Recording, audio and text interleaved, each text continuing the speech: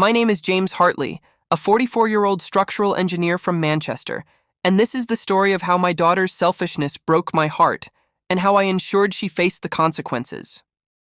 It was a rainy September evening in 2024 when my wife Claire was struck by a speeding van on her way home from her teaching job. She was rushed to Royal Manchester Hospital, her body battered, her mind trapped in a coma. The doctors gave me no guarantees, only cautious phrases like, "We're doing all we can." I spent every waking moment by her bedside, holding her hand, talking to her about our life, our garden, our dreams. My only other tether to sanity was our 17-year-old daughter, Sophie, or so I thought. Sophie had always been our pride and joy, bright, charming, and admittedly a bit indulged. Claire and I had worked hard to give her the best, private school, piano lessons, holidays in Cornwall. But in the weeks after the accident, I saw a side of Sophie that chilled me to the bone. While I sat in the sterile ICU, surrounded by the hum of machines, Sophie was obsessed with her upcoming 18th birthday. I initially thought it was her way of coping, planning a party to distract from the pain. But her visits to the hospital grew shorter, her attention shallower. She'd pop in, glance at Claire, and immediately start talking about her party plans, the guest list, the caterers, the perfect dress for her TikTok reels. "Dad, I need $500 for the venue deposit," she said one day, tapping away on her phone as I adjusted Claire's blanket. "It's that boutique hotel in the northern quarter. Everyone's buzzing about it." I stared at her, incredulous. "Sophie, your mom's fighting for her life. Can we focus on her right now?" She sighed, rolling her eyes. "Dad, she's stable, isn't she?" "The doctor said so." "I can't just cancel my 18th. It's a big deal." Her words hit like a punch. Stable wasn't safe. Stable wasn't awake. But Sophie didn't care. She was consumed by her party, her social media presence, her need to be seen. I gave her the money, hoping it would keep her busy, but a quiet anger began to burn inside me. The night of her birthday arrived, a glitzy affair at a trendy Manchester hotel, complete with fairy lights, a live band, and a custom cocktail menu. Sophie had invited half her sixth form, local influencers, and even a photographer for content. I didn't go. I couldn't leave Claire. But I saw it all on Instagram, Sophie posing in a sparkly dress, laughing with friends, cutting a towering cake under a neon sign that read, "Sophie turns 18. Not a single post mentioned her mother. Not once did she visit that day. Then came the moment that broke me. Sophie's best friend, Emma, came to the hospital to drop off some insurance paperwork I'd asked Sophie to handle. As we chatted, Emma hesitated, then said, "Mr. Hartley, I'm so sorry about Sophie. She told everyone at the party you're overreacting about Mrs. Hartley's condition to guilt trip her." I felt the world tilt. "What did you say?" Emma looked away, ashamed. "She said Mum's going to be fine, and you're just being dramatic to control her. She even laughed about it like it was a joke." That night, alone in the hospital corridor, I made a vow. Sophie's betrayal wasn't just neglect, it was a betrayal of everything Claire had done for her. I wouldn't let it slide. My revenge would be cold, calculated, and precise, hitting Sophie where it hurt most, her perfect little world. I started by studying Sophie's life. She lived for her image, her followers, her popularity, her dream of studying fashion at Central St. Martin's in London. Claire and I had saved for years to fund her university, a dream we'd all shared. That dream became my weapon. I managed the family's savings, including Sophie's university fund.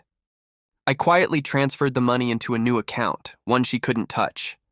When she asked for $200 for a new outfit, I told her we were strapped for cash due to hospital bills. "Dad, that's not fair!" she whined, but she didn't push further, yet. Sophie thrived on admiration, so I targeted her social circle. I contacted Emma, who felt guilty about Sophie's behavior. "Emma," I said, "I don't want to destroy Sophie, but she needs a wake-up call." "Can you help?" Emma agreed. She started pulling back from Sophie, subtly spreading the truth among their friends. How Sophie hadn't visited her mother in weeks. How she cared more about her Instagram aesthetic than her family. Whispers spread. Invitations to brunches and gigs stopped coming. Sophie's follower count stalled, her posts getting fewer likes. She thought it was a slump. She didn't suspect my hand in it. Sophie's admission to Central St. Martin's depended on her A-level results and a glowing recommendation from her school's head teacher.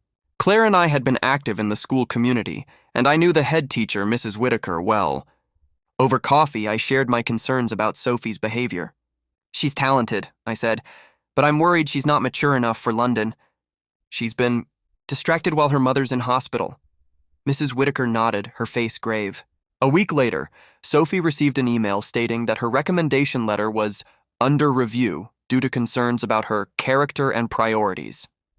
Sophie was livid, storming into the house, shouting, "This is ridiculous! They can't do this to me!"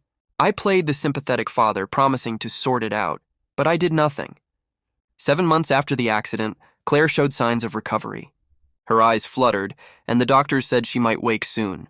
I was overjoyed, but when I told Sophie, her response was lukewarm. "That's great, Dad," she said, barely looking up from her laptop. "Can we talk about my uni application? I need to fix this recommendation thing." That was when I knew my plan wasn't enough. Sophie needed to feel the consequences of her selfishness. So I launched the final phase. I sat her down one evening and delivered the blow. "Sophie, the university fund is gone. I had to use it for your mom's treatment. There's no money for London." Her face turned pale. "What? Dad, you can't be serious. That was my money." "It was our family's money," I said calmly. "And your mother's life comes first. You didn't seem to care about her when you were throwing your party, so I assumed you wouldn't mind." She screamed, sobbed, accused me of ruining her future, but I stood my ground. "You're young, Sophie. You can apply for loans or study locally, but you need to learn what family means." In truth, I hadn't touched the fund. It was safe, locked away for when Sophie showed real change. But she didn't need to know that yet. A year later, Claire woke up. It was a slow, painful recovery, but she was back. My Claire, with her warm smile and quiet strength. Sophie, humbled by her fading social circle and shattered dreams, started visiting more. At first, it was out of obligation, but over time, I saw glimpses of the girl we'd raised. She helped with Claire's physiotherapy, read her favorite novels aloud, and apologized, tears streaming, for her selfishness. I didn't forgive her right away. Trust takes time to rebuild. But when Sophie earned a place at a local university through sheer determination and a student loan, I quietly supplemented her fees from the hidden fund, never telling her. Claire, now regaining her strength, insisted we guide Sophie back, not push her away. My revenge wasn't about destruction. It was about teaching Sophie the value of family, the sting of betrayal, and the importance of accountability. She's still growing, but she's trying. And for now, that's enough.